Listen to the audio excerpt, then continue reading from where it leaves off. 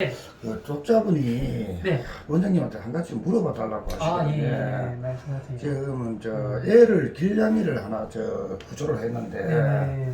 병원에서 알부민 글로불린 수치가 0.6이 나와가지고 복막염 의심이 된다 그러나니까 다른 애들하고 합사시키면 되네 안 되네 하고 자기들끼리 실랑이가 벌어지고 뭐 이랬는가 보더라고요.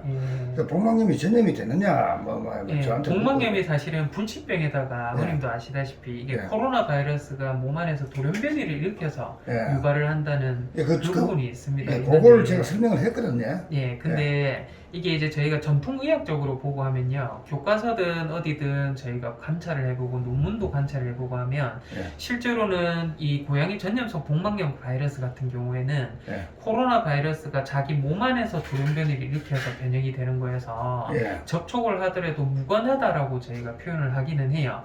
지금까지도 저희가 이제 학회라든지 어디 이 제대로 된 텍스트라든지 서적에 보면 접촉을 하더라도 크게 전염 가능성이 낮다라고 무조건 그냥 같이 입식을 해서 키워도 된다라고 나와 있기는 한데 제가 향후 몇 년간의 그 고양이 의학회라고 해서 고양이만 전문적으로 보는 수의사분들이 모이는 이 학술 발표가 있습니다. 지금 코로나 사태 때문에 몇 해 동안에는 지금 이 모임이 이루어지지가 않고 있는데 거의 이제 2년에 한 번, 1년에 한 번씩은 저도 이제 그런 학회에다가 해외에 참석을 하고 하는데 그쪽에서 좀 저명하신 수의학을 좀 전공한 고양이 의학만 전공하신 분들 얘기에 따르면 전염 가능성이 매우 극히 낮기는 하지만 이게 의학적인 부분하고는 별 다르게 이 아이가 만약에 고양이 전염성 복막염이 있다라고 하면 6개월 동안은 입식을 조금 자제를 했으면 이라고 발표를 하더라고요. 그래서 제가 이제 그쪽 교수님한테도 좀 한번 여쭤보고 했었는데 실제로 그렇게 6개월 동안 입식을 안 해야 되는 어떤 근거라든지 아니면 6개월 동안 입식을 제한을 했을 때 이제 뭐 복막염에 대한 부분이 줄어든다든지 아니면 6개월 안에 입식을 했을 때 복막염 확률이 높아진다든지 다른 아이들이 이런 것들이 있냐라고 물어보니까 선뜻 이제 그쪽에 대한 의학적인 근거는 제시를 하지를 못했어요. 그래서 실제로는 6개월 동안 안에 저희가 입식을 조금 제한을 해라라는 어떤 지침이 있기는 한데 실제로 이제 그 부분이 텍스트상에 실려 있거나 그런 것들은 전혀 아니고요. 이제 그렇게 입식을 제한해야 되는 어떤 의학적인 근거나 논문이나 뭐 연구 백데이터라든지 이런 것들도 사실은 없는 상태예요. 쉽게 말하면 지금 저희 사람으로 치면 지금 사람 코로나 바이러스 보면 영국에서도 변이 바이러스가 생기고 인도에서도 변이 바이러스가 생기고 변이 바이러스가 자꾸 생기잖아요.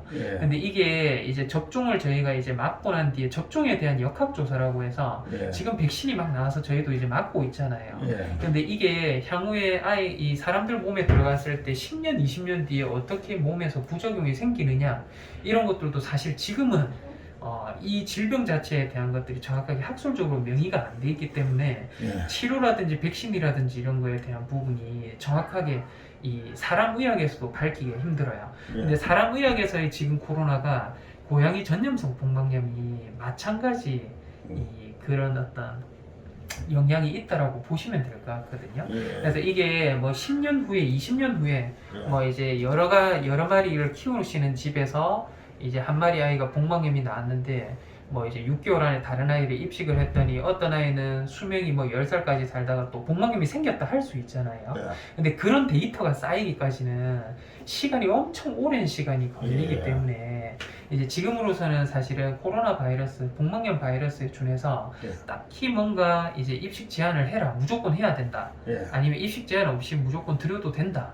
라는 부분이 이제 그 보호자분 사이에도 분분하기는 하지만 저희 의학계에서도 좀 분분한 어떤 논란의 소지가 있기는 합니다. 그래서 100%에 대한 정답은 없기는 한데 혹시나 이제 길냥이 아이들을 많이 키우시고 이런 집들은 어쩔 수 없는 환경이지만 이제 하나에 키우다가 하나를 만약에 아이가 복막염 때문에 어떻게 잘못되고 난 이후에는 저도 근데 그렇게 좀 설명하기는 해요.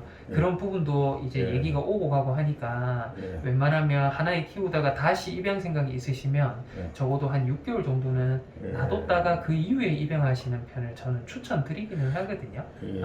그래서 정확한 의학적인 근거가 있거나 하지는 않습니다. 그래서 저는 그랬거든요. 단순히 복막염이 걱정이라서 그런 거라면은 합사시켜도 된다고 그랬거든요.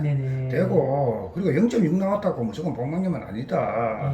내가 아는 상식으로는 0.8 이하는 복막염 의심을 의심 진단을 내리고 복막염 진단 내리는 거는 0.4 이하인 걸로 알고 있다. 0.4 이하에서는 거의 100%죠. 지금 이제 아버님 관리하는 아이 말고도 한 아이가 이제 흉수라고 해서 폐 쪽에 물이 차는 증상으로 저희 병원에 입원해 있는 아이가 있는데 이 아이도 이제 오늘이 입원이 4일째거든요.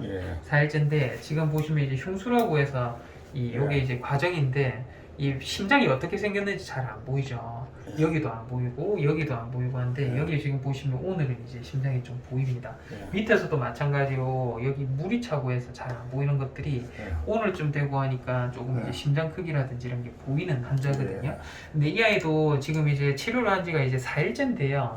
4일째인데 4일 전에 저희 병원에 처음 왔을 때 지금 입원을 해 있긴 하는데 6월 11일 날 데이터베이스를 보면 이제 알부민하고 글로불린에 대한 어떤 비율이나 이런 것들이 0.39예요. 저희 두나도 마찬가지로 0.22 정도 수준으로 나왔었고요.